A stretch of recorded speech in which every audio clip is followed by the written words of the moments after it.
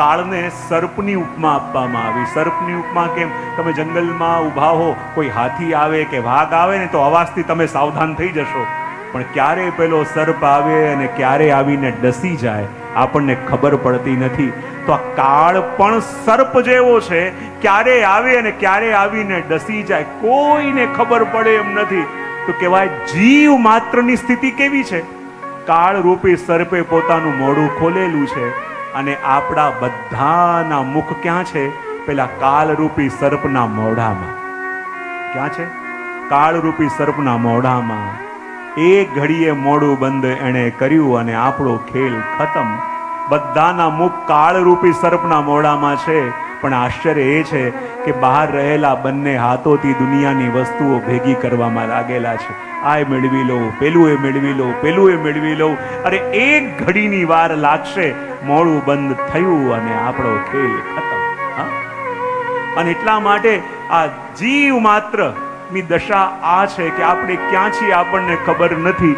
વર્ષોના પ્લાનિંગ આપણે કરીને રાખ્યા છે, પણ આગલી ઘડીએ આપણે હોઈશું કે નહીં હોઈએ એની કોઈ ગેરંટી નથી. હું ઘણી વાર કહું કે બધા કે પરીક્ષિતની પાસે માત્ર 7 દિવસ હતા. હું તો કાયમ કહું કે પરીક્ષિતથી ભાગ્યશાળી બીજો કોઈ વ્યક્તિ નહીં. એટલે નહીં કે એની પાસે 7 દિવસ હતા, એટલા માટે એની પાસે ગેરંટી હતી કે 7 દિવસની અંદર મને કંઈ થવાનું નથી. આપણી પાસે એવી કોઈ ગેરંટી ખરી? કોઈ એગ્રીમેન્ટ કરાવીને લાવ્યા છે? કોઈનું રેકમેન્ડેશન લેટર લઈને આવ્યા છે? હા, કોઈ ગેરંટી નથી. અને એ પ્લાનિંગ કરવામાં લાગેલા છીએ કે જે બધું પ્લાનિંગ ધરેલું ને ધરેલું રહી જશે. હા, અને એના માટે તૈયારી ક્યાં નથી. પેલું આવતું કે પેલો છોકરો હતો અને શેઠજીને ત્યાં કામ કરતો. આખો દિવસ શેઠજી દોડ્યા કરે, ન શરીરનું ધ્યાન રાખે, ન પોતાનું ધ્યાન રાખે. છોકરો કહે, શેઠજી પોતાનું ધ્યાન તો રાખો. બોલે, આ બધું કોના માટે કરવું છું? દોડવું પડે, કમાવું પડે. અને એટલી સંપત્તિ કમાવ્યા, પણ એવો રોગ થયો. છેલ્લી ઘડીએ છેલ્લા શ્વાસ લેતા હતા, છોકરો આવ્યો અને છોકરાને શેઠજી કીધું હતું કે આ લાકડી રાખ. બોલે, કેમ? તને જે સૌથી મોટો મૂર્ખો દેખાય ને આ લાકડી એને આપી દેજે. રોજ શેઠજી એને પૂછે કે લાકડી કોઈને આપી? બોલે, નથી આપી. બોલે, ક્યાંથી આપે? મૂર્ખો તું જ છું. હવે ચાલે શેઠજી અંત સમય આવ્યો, અંતિમ શ્વાસ લેતા હતા. છોકરો કે, શેઠજી ક્યાં જવાની તૈયારી કરો છો? શેઠજી કે, હવે તો બહુ દૂર જવાનું છે અને એવી જગ્યાએ જવાનું છે કે ત્યાંથી પાછા ફરવાનું નથી. તો છોકરો કે, શેઠજી એવું કરો, આખી જિંદગી દોડીને આટલું મોટું બેંક બેલેન્સ ભેગું કર્યું, ન શરીરની પરવા કરી, ન કોઈની પરવા કરી, પરિવારવાળાએ છોડીને ચાલ્યા ગયા. તો આટલી દૂર જઈ રહ્યા છો તો તમારી મહેનત કરીને ભેગું કરેલું બેંક બેલેન્સ લેતો આવો. શેઠજી કહે, એ ત્યાં ભેગું નહીં આવે. અચ્છા, તો તમે આટલી બધી પ્રોપર્ટી ભેગી કરી છે, તે પ્રોપર્ટીના કાગળિયા તો લેતા જાઓ. શેઠજી કહે, એ પણ ત્યાં ભેગું નહીં આવે. છોકરો કહે, તો આ બધું શું કરશો? બોલે, હું તારા નામે કરી જાઉં છું. છોકરો કે, શેઠજી એવું કરો, લાકડી તમે રાખો. બોલે, કેમ? બોલે, આખી જિંદગી હું બ્રહ્મમાં રહ્યો, તમે મારું ભ્રમ તોડ્યો. બોલે, શું ભ્રમ? આખી જિંદગી મને એમ હતું કે હું તમારે ત્યાં નોકરી કરું છું, પણ આજે મને સમજાયો કે કોણ કોને ત્યાં નોકરી કરતું હતું. દોડ્યા તમે, કમાયું તમે ને મારા નામ કરી ગયા. અને પાછું એમ કહે કે જુઓ, લાકડી તમે રાખો. બોલે, આખી જિંદગી દોડીને એ જ ભેગું કર્યું જે અહીંયા મૂકીને જવાનું છે. જે ત્યાં ભેગું આવે એની તમે ક્યારે કોઈ પરવા કરી નથી. નથી ભગવત નામ લીધું, નથી ભગવત સેવા કરી, નથી કોઈ સત્સંગ કર્યો. જે અહીંયા મૂકીને જવાનું છે એના માટે જિંદગીભર દોડ્યા, અને જે ભેગું આવે એવું છે એના માટે કાંઈ કર્યું નથી. તો આ લાકડીના અધિકારી પણ તમે છો. અને એટલે તો કહ્યું કે કાળના મુખમાં રહેલું આપણું મુખ, અને આ કાળના મુખમાંથી બચાવવા વાળું કોઈ હોય તો કહ્યું એકમાત્ર શ્રીમદ ભાગવત છે. આ ભાગવત જ એવું છે જે કાળના મુખમાંથી પણ જીવને ખેંચીને કાઢી શકે. અને આ ભાગવત શું છે? તો આગળ વર્ણન કરતા કહે, એતસ્માદ પરમ કિંચિત મન શુદ્ધૈ વિદ્યતે જન્માંતરે ભવે પુણ્યમ તદા ભાગવત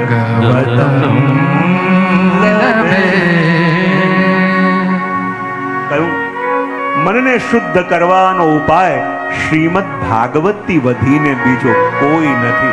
મનને શુદ્ધ કરવા માટે કોઈ તપ કરે, જપ કરે, વ્રત કરે, યાત્રાઓ કરે, પણ ત્યાંય જઈને એ પણ કરીને આપણે દોષ જ જોઈને આવીએ છીએ. પણ કહેવાય ભાગવતમાં જ્યારે વ્યક્તિ આવીને બેસે અને ભગવાન એના હૃદયમાં જઈને બિરાજે, અને જેમ આપણે વ્યક્તિએ જ્યાં રહેવાનું હોય એ જગ્યા આપણે મેલી રહેવા દેતા નથી. તમે એક દિવસ પણ ક્યાંક રોકાવાના હોય તો પણ સાફ સૂફી કરીને રહો છો. એમ ભગવાન જ્યારે હૃદયમાં આવીને વસે છે ત્યારે એમના રહેવાના સ્થાનને દૂષિત ન રહેવા દે. પ્રભુ પોતે શુદ્ધ કરે છે. તો એમ મનને શુદ્ધ કરવાનો ઉપાય શ્રીમદ ભાગવતથી વધીને કોઈ નથી. તો કહે કે જો એટલું સરળ છે, ભાગવતમાં આવીને બેસો અને મન શુદ્ધ થઈ જાય. જો એટલું જ સરળ હોય તો દુનિયાના બધા લોકો ભાગવત સાંભળી લેતા કેમ નથી કે બીજા સાધનો કરવા ન પડે? ત્યારે કહ્યું કે પોતાની ઈચ્છાથી ભાગવતમાં કોઈ આવી શકતું પણ નથી. તો કે કોણ સાંભળી શકે? તો કહે જન્માંતરે ભવિત પુણ્યમ તદા ભાગવતમ લભેત. આ ભાગવત પોતાની ઈચ્છાથી કે પોતાના પ્રયત્નથી કોઈ સાંભળી શકતું નથી. આ ભાગવત એ જ સાંભળી શકે જેને શ્રી ગોવર્ધન ધરણ પોતાની વેણુ વગાડીને અહીંયા બોલાવે છે, એ જ આવી શકે. જો ઘણા બધાના પ્લાનિંગ હશે કે આજે સાંભળવા જવાનું છે, નીકળવાના હશે, તૈયાર થઈ ગયા હશે, પણ અચાનક કોઈ મહેમાન મળવા આવી ગયા, અચાનક ક્યાંક જવાનો ફોન આવી ગયો અને આવી નહીં શક્યા હોય, અને કેટલાક લોકો એવા ખાલી ડ્રોપ કરવા માટે આવ્યા હશે, યા એમ વિચારીને આવ્યા હશે કે જોડાયા છીએ, 10-15 મિનિટ બેસીશું, પછી મોડું બતાવીને નીકળી જઈશું, અને એવા લોકો બેઠા હશે. તો અહીંયા એ ન બેસી શકે જે આવવાની ઈચ્છા કરે, અહીં એ જ બેસી શકે જેને બેસાડવાનો સંકલ્પ અમારા પ્રભુએ કર્યો છે. અને કહ્યું જન્માંતરે ભવેત પુણ્યમ તદા ભાગવતમ લભેત. જન્મો જન્મોના પુણ્યનો ઉદય થાય ત્યારે ભાગવત શ્રવણ કરવાનો લાભ મળે. અને આપણા આચાર્યો તો કહે કે આ 5 વસ્તુ જ્યારે મળે ને ત્યારે આપણે ભાગવતમાં આવી શકીએ, આવીને બેસી શકીએ. બોલે કઈ 5 વસ્તુ? કહે પ્રભુની કૃપા, બીજું ગુરુની કૃપા, ત્રીજું આપણા વડીલોના આશીર્વાદ, ચોથું ગત જન્મના પુણ્ય, અને પાંચમું આ જન્મનો અનુકૂળ સમય. આ 5 વસ્તુ મળે ત્યારે વ્યક્તિ ભાગવતમાં આવીને બેસે. અને જો આ 5માંથી એક પણ વસ્તુ ઓછી હોય ને, ભાગવતમાં આવી ન શકાય, ભાગવતમાં જોડાઈ ન શકાય. અને જ્યારે અહીંયા આવીને બેઠા છો તો નિશ્ચિત માનજો પ્રભુની કૃપા પણ છે, ગુરુની કૃપા પણ છે, વડીલોના આશીર્વાદ પણ છે, ગયા જન્મના પુણ્ય પણ છે, અને આ જન્મનો અનુકૂળ સમય પણ છે. જ્યારે ભાગવતમાં આવો ને, હું કાયમ કહેતો હોઉં, એમ નહીં વિચારવાનું કે 7 દિવસ બેસીશું ને ત્યારે કૃપા થશે. અરે ભાગવતમાં આવી ગયા તો માનજો પ્રભુ કહી રહ્યા છે કે હું તમારી ઉપર વરસી ચૂક્યો છું. આ એનું પ્રમાણપત્ર છે કે તમે ભાગવતમાં આવીને બેઠા છો. અહીંયા બેસીને કૃપા થશે એમ નથી, કૃપા થઈ ચૂકી છે માટે આવીને બેઠા છો. અને આ એ કથા છે કે જે કથા કહેવાય ને કે જ્યારે શુદેવજી પરીક્ષિતને સંભળાવતા હતા ત્યારે દેવતાઓ સ્વર્ગનું અમૃત લઈને આવી ગયા અને કહેવા લાગ્યા, પરીક્ષિત જો તારે મૃત્યુથી બચવું છે ને તો આ સ્વર્ગનું અમૃત લઈ લે, તું અમર થઈ જઈશ, અને આ કથામૃત અમને આપી દે. પરીક્ષિતે સુખદેવજીને પૂછ્યું, એક તરફ દેવતાઓનું અમૃત છે અને એક તરફ કથામૃત છે, મને બતાવો કૃપાનાથ, સ્વર્ગનું અમૃત મને શું આપશે અને કથામૃત મને શું આપશે? ત્યારે સુખદેવજીએ કહ્યું, જો પરીક્ષિત તારે મરવાથી જ બચવું હોય તો સ્વર્ગનું અમૃત લઈ લે. બોલે કેમ? બોલે આ સ્વર્ગનું અમૃત તને અમર બનાવી દેશે, પણ આ કથામૃત તને અભય બનાવી દેશે.